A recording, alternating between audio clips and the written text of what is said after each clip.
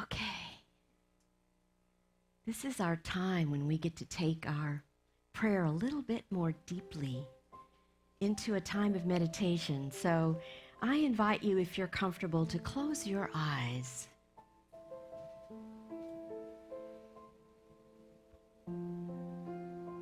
So we can focus on our inner beingness. We begin to take some deep breaths.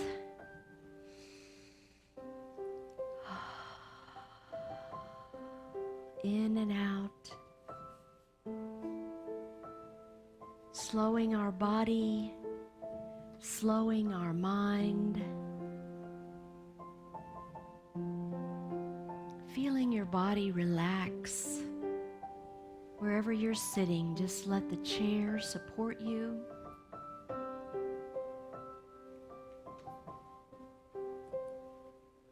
As we breathe in,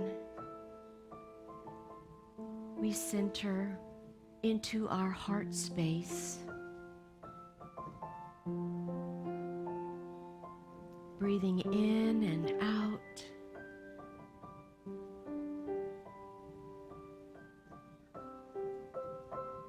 Knowing the truth of who we are, these beloved ones.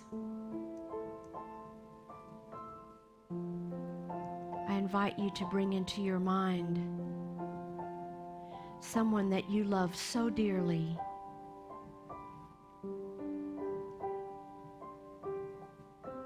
Bring that face into your consciousness. And as you're breathing, feel your heart space just expanding with that feeling of love enveloping you.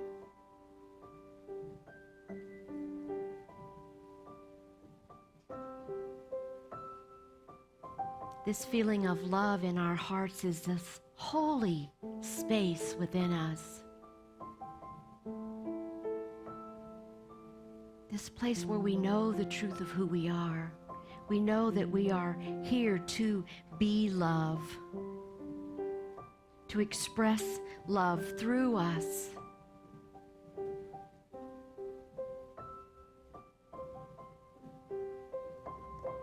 And so in this place where we're feeling that love, allow it to expand even further and encompass, filling your entire body with that beautiful feeling of love. And you may even feel it expanding outside of yourself, outside of the physicality of who you are. Because we know you are so much more than this physical body. You are not your emotions, you're not your feelings, you're not your body, you are spirit. And so in this place, in this heart space, in this place of love that you're feeling now, I invite you to ask the divine spirit of you, what are there any obstacles? Are there any things holding you back this day from being that true expression that you are?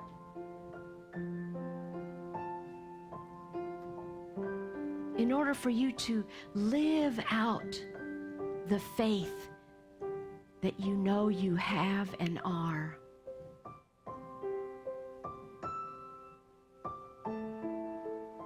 And in the silence of your divine spirit, I invite you to just ask that question.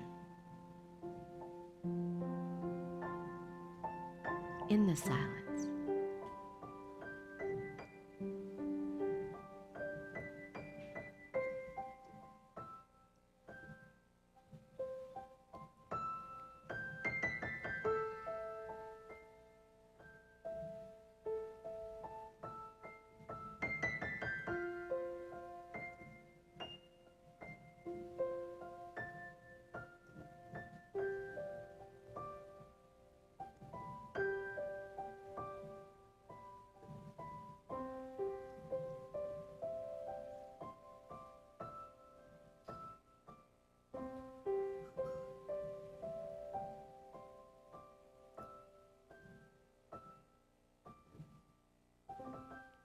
We have all come here to be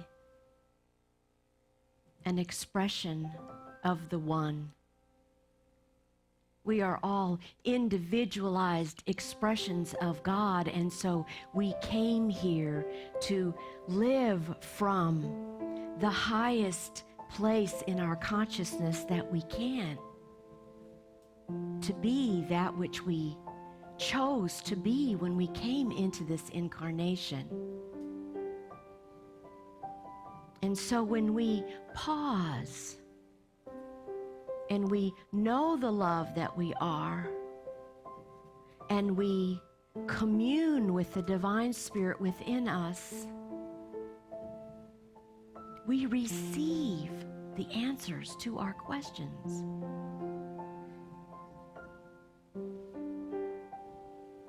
And so whether you received an answer now about anything that could be holding you back from you living your highest expression, whether it comes now or it comes later,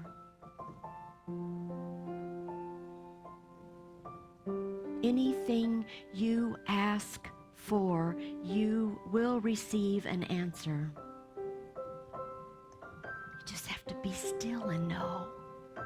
Be still and know that you're God. You're God in expression. You are God's hands and feet and eyes and ears and mouth in this planet right now. Is depending on you to live from your highest good. And so we begin to bring our attention back into this room now, with hearts filled with gratitude,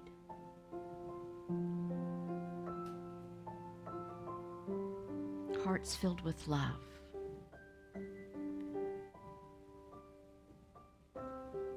Whenever you're ready, just open your beautiful eyes.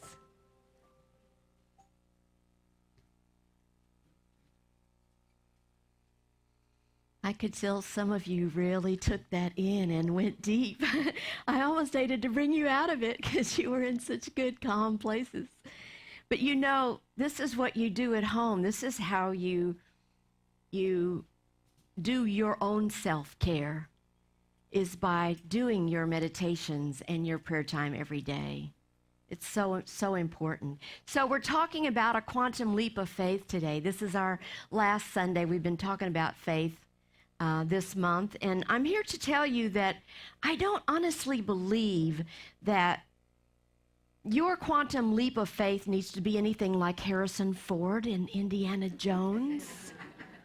I don't honestly think it has to be like so big that you're stepping off into the nothingness, right? I don't think it has to be like that, because I have, in my time in ministry, I've witnessed many transformations and leaps of faith that people have taken. I can look out and I can tell you, I know when you took a major leap of faith, because I know many of your stories.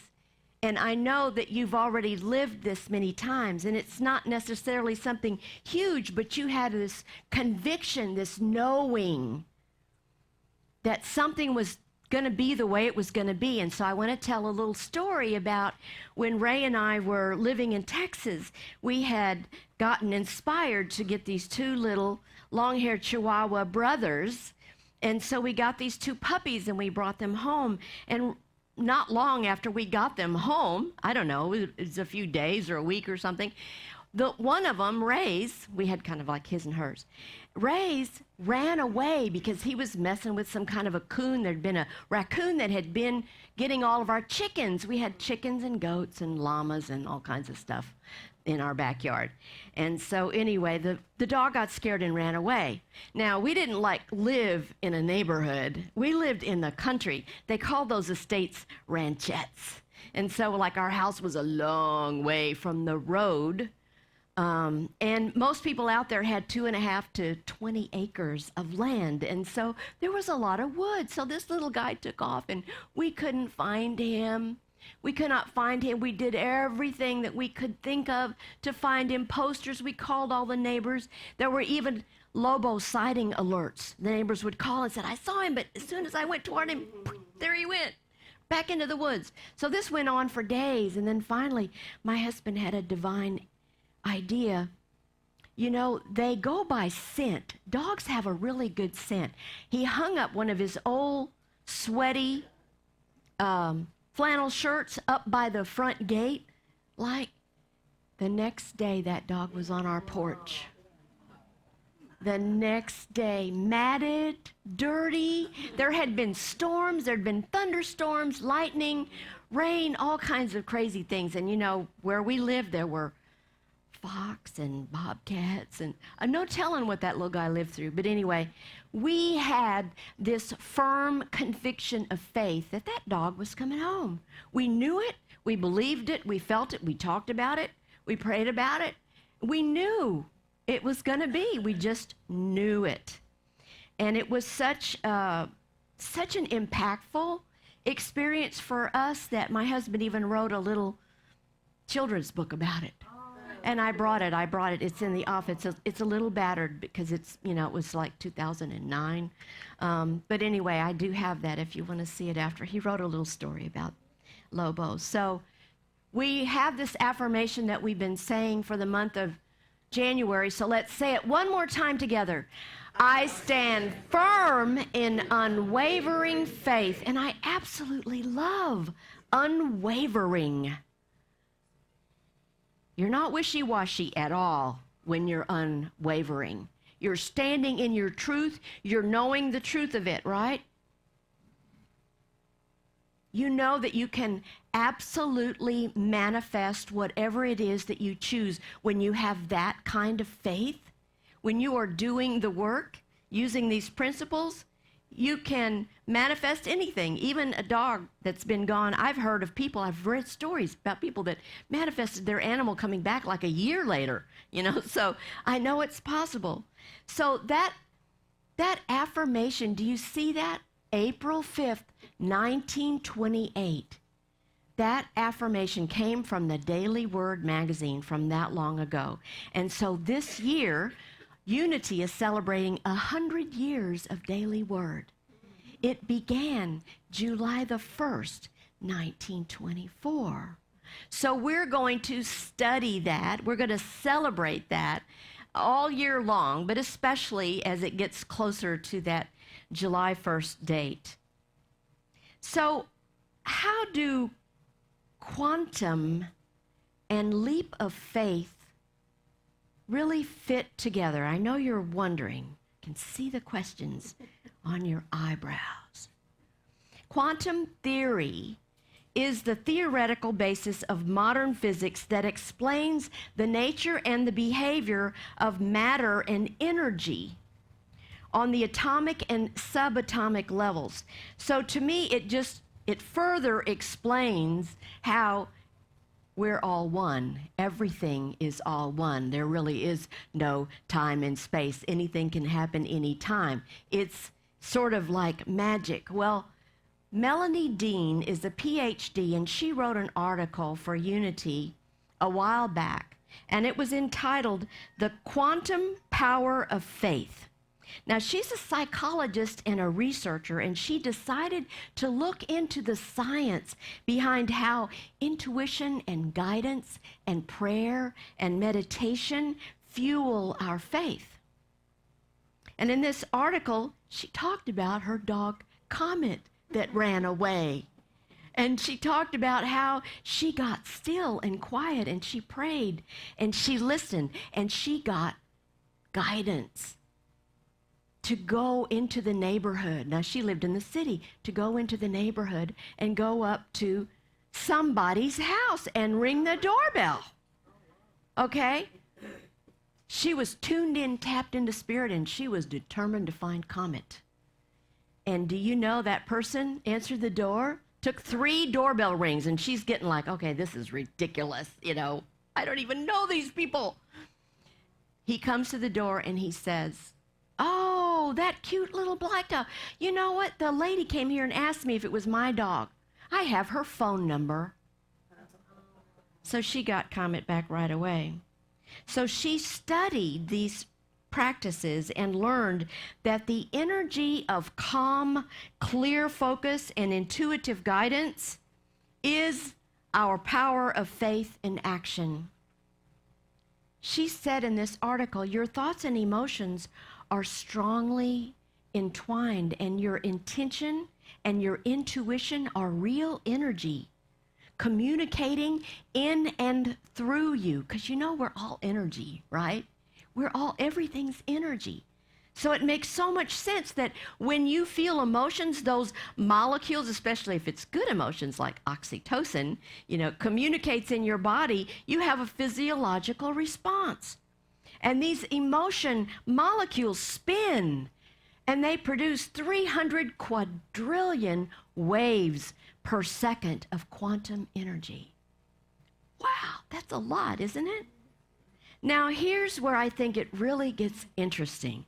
Scientists show that people with calm, caring emotions produce smooth waves. They can actually measure this. In biofeedback and other techniques, you can actually measure these waves, and they are 3 times more powerful and have 10 times higher frequency than anybody who's feeling any fear or anxiety. Their waves are like, pointy, and these waves are calm. So that quantum energy is communicating both inside your body and outside of your body. And she says that the power of faith comes when similar energy waves start to get in sync, because they communicate by exchanging encoded information. And when that happens, you feel that energy boost within you. I call it an aha. It all starts to come together. That spark of intuitive recognition means that your energy has found a match with what it is that you want. Isn't that principle 3 in unity, right? God is, I am, I think. And then number 4 is I pray, I meditate, I create. And then the 5th one is I live. So when you're using these principles, you're creating this energy. You can feel it. When you get around someone who's filled with angst, can't you feel their energy? You kind of like want to back up a little bit, right? Because you feel the fear and the angst and the anxiety in someone. Whereas when you get around someone like John Stringer, wasn't his inner so calm, so peaceful? I'm so glad you got to experience him last week. So science helps us to know creation, and therefore it helps us to understand our Creator better. Faith, you see, guides us in the implementation of the tools science offers us. So we can be confident that we don't have to have a leap of faith through time to experience a quantum leap of faith. We don't have to have that. There's a whole world awaiting us just right outside our front door. So the way we receive is by faith. It starts with faith in us. Everything we need is already here.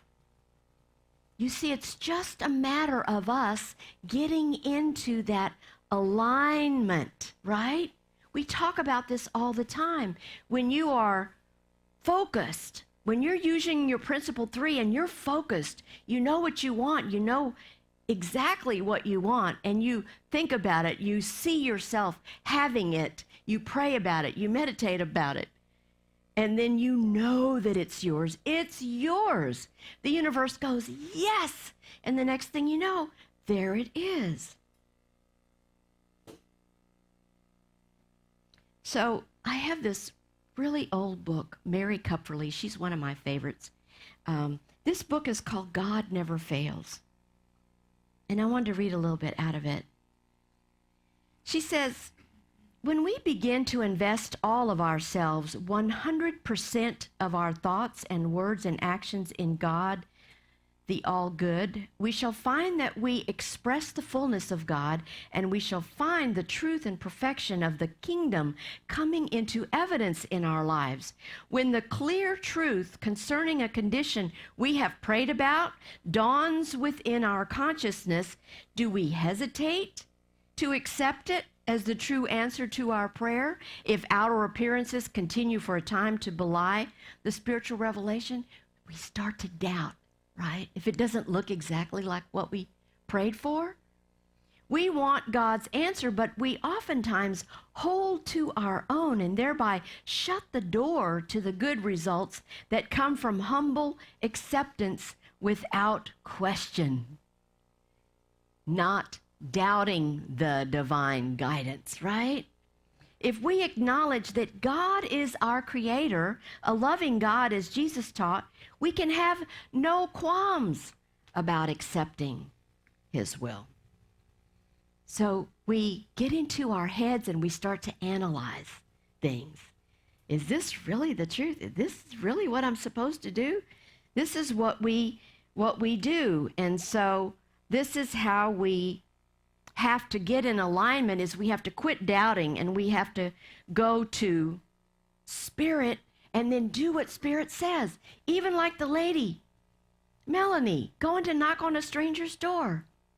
The guidance was so strong that she did it even though she felt foolish standing out there knocking on this person's door. So, we metaphysically interpret the Bible. And so today we're in 1 John chapter 5 and we're in verse 4.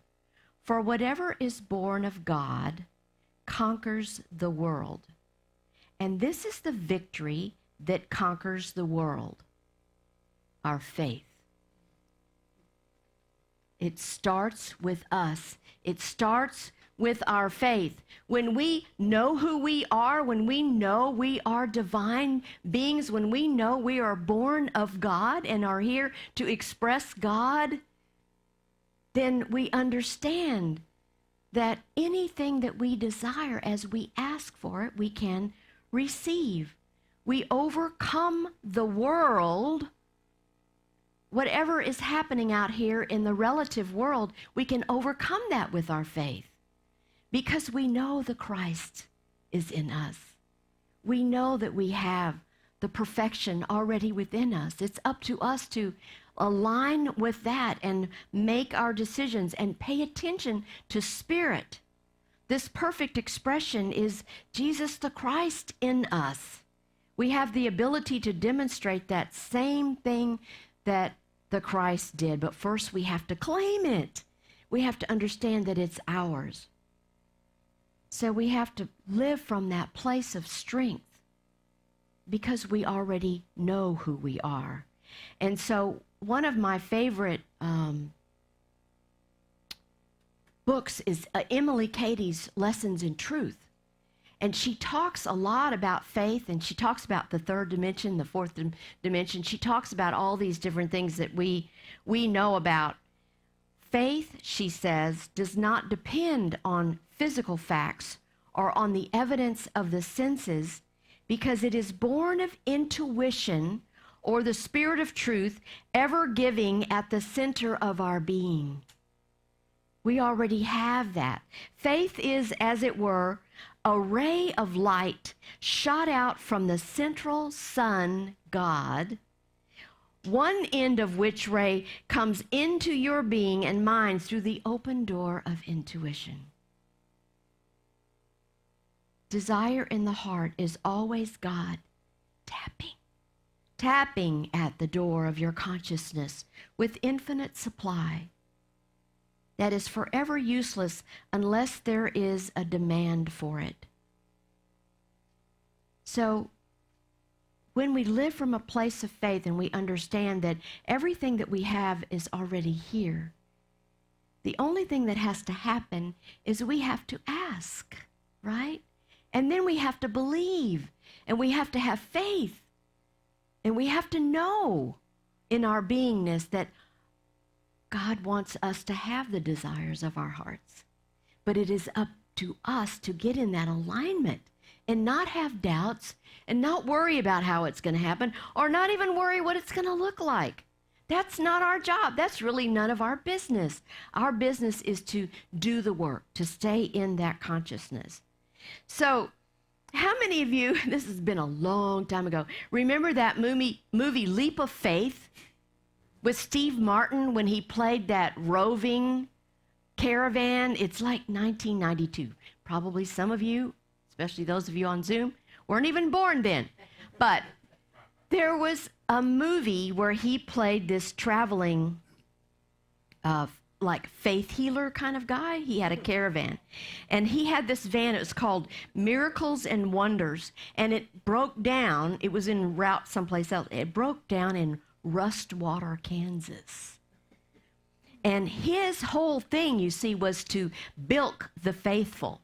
I mean, he was just there to make money off the people. But the funny thing was, he spoke scripture, he spoke word, he spoke affirmations, and he quickened the faith in people, and people actually got healed in those tents when Steve Martin was playing this preacher Jonas. He actually created the miracles. The people created the miracles.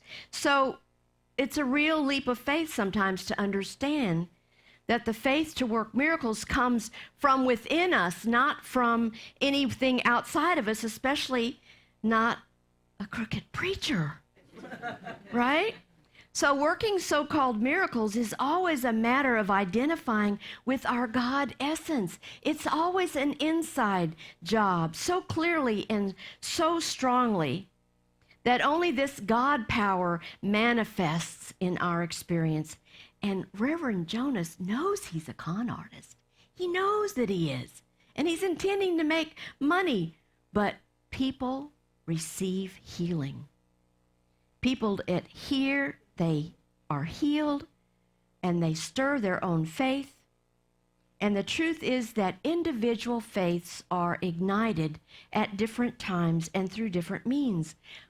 But it's always ignited through divine order. It always happens exactly when and how it's supposed to. I watched John Stringer's talk last week, and I heard him say that his life became so much better when he took the leap and began to trust. Began to trust. Such a big word, and I think that's really the question that remains is, how do we trust this guidance, right? How do we trust and move forward and do these leaps of faith? It's not just like a one and done deal. It's like building a relationship. Trust takes time, doesn't it? And I can tell you from my personal experience that when I started using these unity principles and they started working in my life, I started to go, oh my God, this stuff really works. And I began to trust, and I used it more, and I used it more, and I used it more. And then my life just completely changed.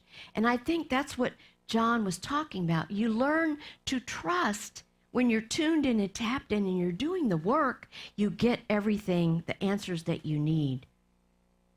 It's pretty common to doubt, the guidance. We think, well, is that really guidance? Do I really want to do that? I'm supposed to pick up the phone and call this person? Yes. Yes, if that's what you got, that's what you do.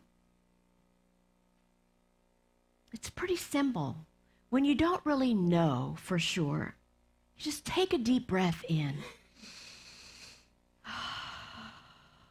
You turn within, you say a prayer. You ask for guidance, and then you wait for it. And then whatever it is, you do it. You just do it. And you'll see how easy it is to do this. How easy it is for you to take a quantum leap of faith and practice the truth that you know. Okay, it's time for a joke. Do you know the difference between a northern fairy tale and a southern fairy tale? We were having this northern-southern conversation earlier today. You don't? Okay, so a northern fairy tale begins, and some of you are northerners. Once upon a time. That's how a northern fairy tale begins. A southern fairy tale begins.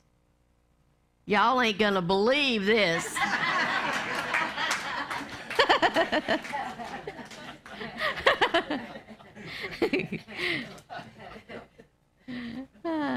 I thought you'd get a kick out of that. So I want to close today. I found this book in our lending library. I've never seen this book before, but I was here this week several different times, and this book just kind of like spoke to me. It's called Halfway Up the Mountain. Has anybody ever heard of this book? By Martha Smock. I love Martha Smock's words. So I'm just going to give you this little cheerleading pep talk as we close our service today. We overcome fear, of course, not just through words, but through faith. That is the commitment of all of our thoughts and feelings to the belief in the presence of God, the underlying goodness of God, faith that underneath are the everlasting arms. But words, of course, words that say no to fear and yes to faith are important. They set the pattern. They make easy the way before us. Whatever you have to meet, whatever you have to do, wherever you have to go, there is nothing to fear. You meet all things in God. You do all things through God. You are accompanied wherever you go by the light, by the love, and by the power of his presence. And that's the way it is. Namaste. Thank you so much. And now is a time when we bless our gifts into this community, our sharing from our good, whether you're hitting the PayPal button or the Breeze link, or whether you've already donated online. However you give, we are very, very grateful for that prosperity. Let's say it together. Divine love through me blesses and multiplies all that I am, all that I have, all that I give, and all that I receive. Thank you, God, that this is so.